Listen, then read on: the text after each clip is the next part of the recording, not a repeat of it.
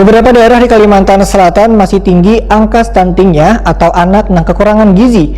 BKKBN Kalimantan Selatan bersama stakeholder lainnya berupaya menurunkan melalui pembahasan di rapat kerja daerah dan rapat koordinasi teknis kemitraan program Bangga Kencana tingkat Provinsi Kalimantan Selatan. Beberapa daerah di Kalimantan Selatan masih tinggi angka stuntingnya atau anak yang kekurangan gizi. BKKBN Kalimantan Selatan bersama stakeholder lainnya berupaya menurunkannya melalui pembahasan di Rapat Kerja Daerah atau Rakerda dan Rapat Koordinasi Teknis atau Rakornis Kemitraan Program Bangga Kencana tingkat Provinsi Kalimantan Selatan. Rapat kerja yang diselenggarakan di Aula BKKBN Kalimantan Selatan di Jalan Gatot Subroto, Banjarmasin Timur ini dihadiri Kepala Biro Keuangan Wan BMN BKKBN Pusat Ahmad Taufik dan Kepala Disduk Capil Keluarga Berencana Kalimantan Selatan Irfan Sayuti besukan Rabu 24 Maret 2021.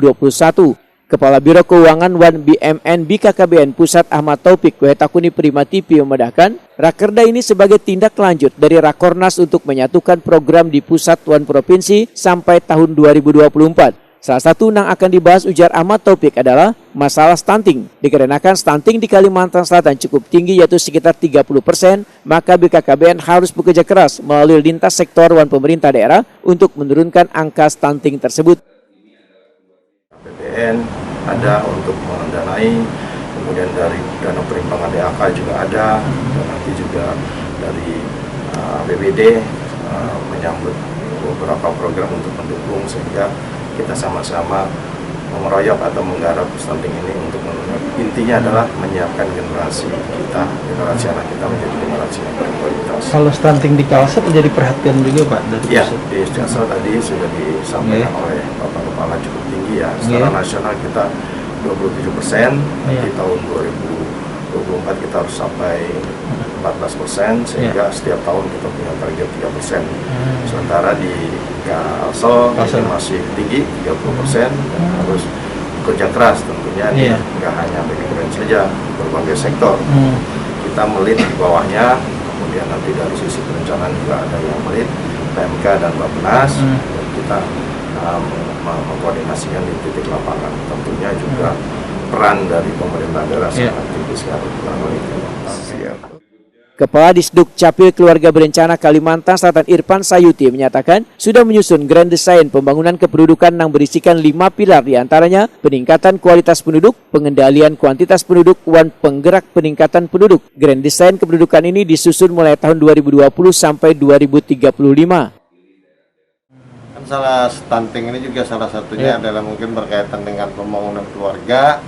Itu ada juga mungkin berkaitan di 5 pilar GDPK Provinsi Kalimantan Selatan ini di peningkatan kualitas keluarga yang seolah itu akan tercover di rencana aksi SKPD. Kita akan melakukan evaluasi untuk melihat bagaimana ada tercantum di masing-masing. Artinya 2001 ini digejut lah semuanya itu lah 2001 ini.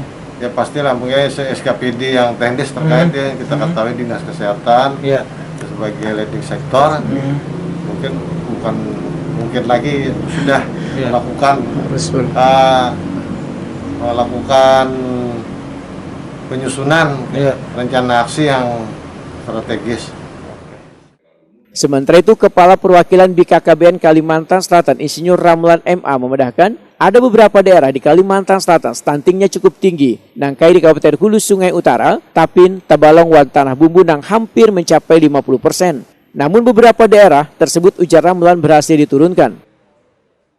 Bahkan pada daerah tertentu angka stunting pada saat Raskesdes tahun 2013 kemarin ada yang 50% lebih, seperti di Simpang 4, Kabupaten Simpang 4, Kecamatan Simpang 4, Kabupaten Hulu Sungai Utara, kemudian di daerah ini Buas-Buas, Kabupaten Tapin, nah itu cukup tinggi 50% ke atas, 52%.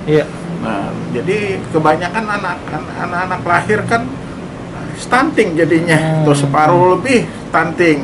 Nah, jadi kemarin sudah dilakukan upaya-upaya pencegahan penurunan stunting.